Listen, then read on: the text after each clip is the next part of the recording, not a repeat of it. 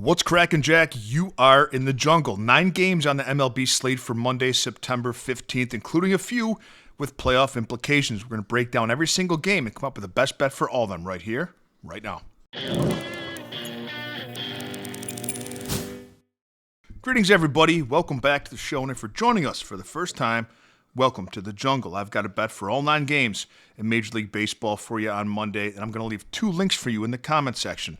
The first link is to my $5 favorite play of the day, and for just $5 and no further obligation, you get my best bet of the day text to your phone.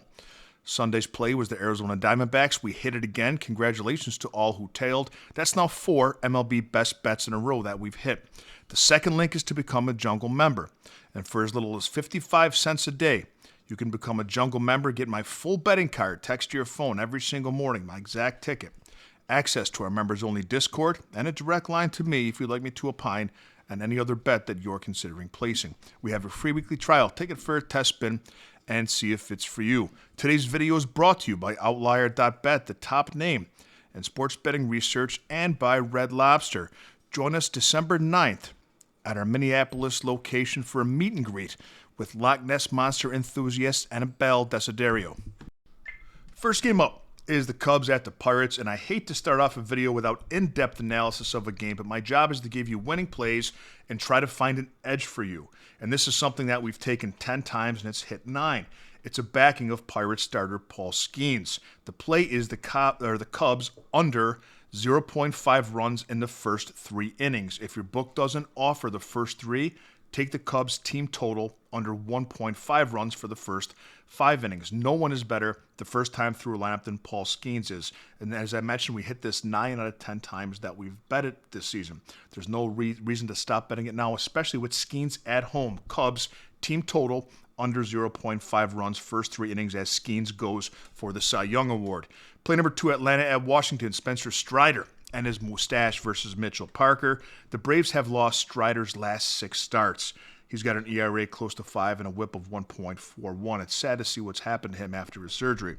But Mitchell Parker is even worse. He has an astronomical ERA of 5.69 and a whip of 1.44.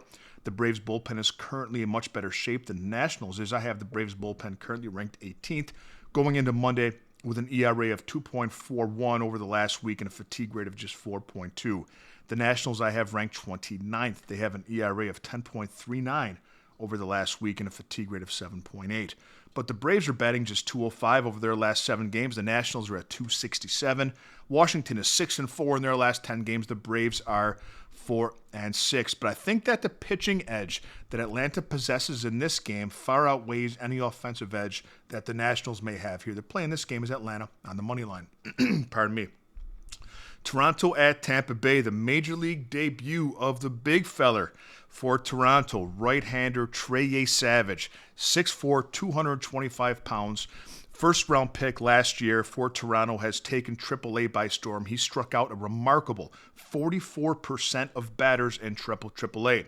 No official starter yet for Tampa. They're almost officially eliminated from playoff contention. Essentially, it'll probably be a bullpen game, and it's a bullpen that I have ranked 13th going into Monday with an ERA of 4.13 over their last 7 days. The Jays bullpen has been fantastic. The Jays bullpen has an ERA of just 1.36 over the last week and a fatigue factor of just 4.5. So pitching edge all the way around is going to go to Toronto. The Blue Jays are playing meaningful baseball and batting .286 over their last 7 days, and I would argue that they might have the best lineup in baseball. They certainly don't strike out a heck of a lot, and they put the ball in play and are probably the most clutch hitters that I've seen in some time. I think the money line is underpriced here, sitting around minus 125 to minus 130 on most books. That's the play here, Toronto on the money line. Baltimore at the White Sox, we have Kyle Bradish going for the Orioles. We have Sean Burke for the White Sox. I like what I've seen from Bradish since he's come back off the IL. He has a sub-3 ERA and a sub-1 whip. He's a much better option here than Sean Burke, who has an ERA of 4.35, and he's 4-10 on the season. I currently have the Orioles bullpen 17th and the White Sox at 22nd. Both offenses possess power, but both bats have gone cold. The White Sox batting just .211 over their last 7 games, and the Orioles just .200.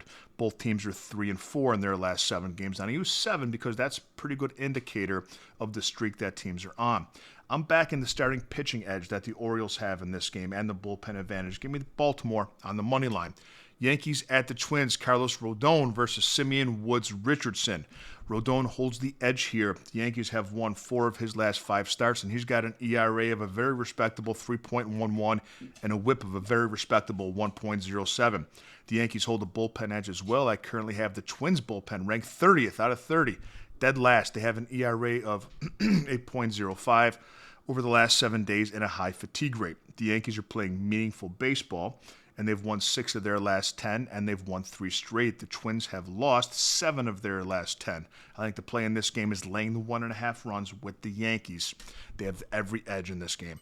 Cincinnati at St. Louis, Zach Littell going for the Reds, and we have Matthew Liberatore going for the Cardinals. And I've said this before, Littell's a good pitcher. The only knock on him is that he gives up a lot of home runs. In fact, no starting pitcher in Major League Baseball has given up more home runs than Zach Littell, but that's not going to hurt you much against a team that hits the 3rd least amount of home runs in baseball like St. Louis does. I render them powerless.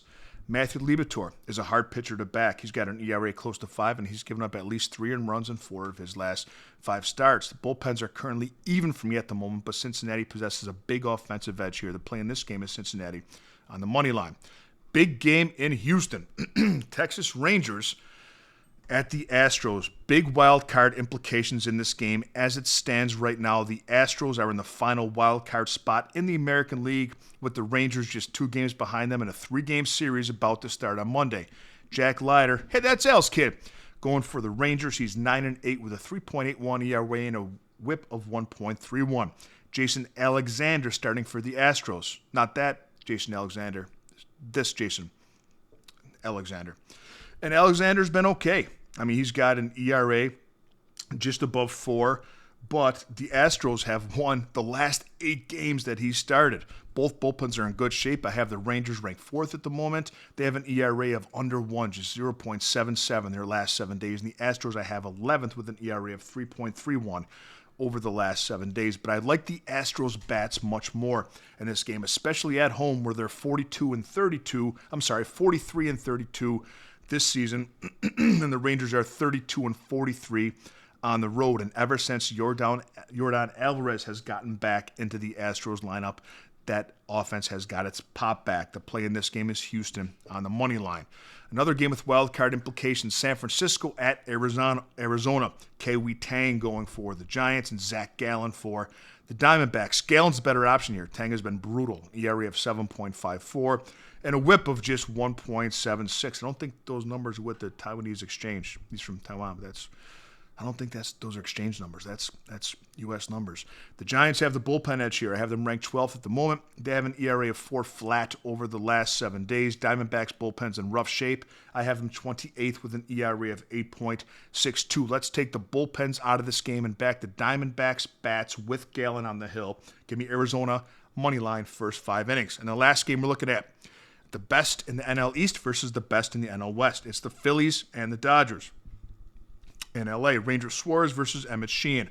The Phillies are on the money line for plus money listed here, and they hold the starting pitching edge with Suarez. They hold the bullpen edge as well. They have an ERA of 3.77 out of the bullpen in the last 7 days, whereas the Dodgers have an ERA of 4.11 over that time and a higher fatigue rate. The Phillies also have the hottest lineup in Major League Baseball. They're batting .328 over the last 7 days, and they're 6-1 in that time. The best in the East beats the best in the West on Monday night. Give me the Phillies on the money line for plus money. Let's have a day, Jungle Nation, and I'll see you next time with a little more money in your pocket.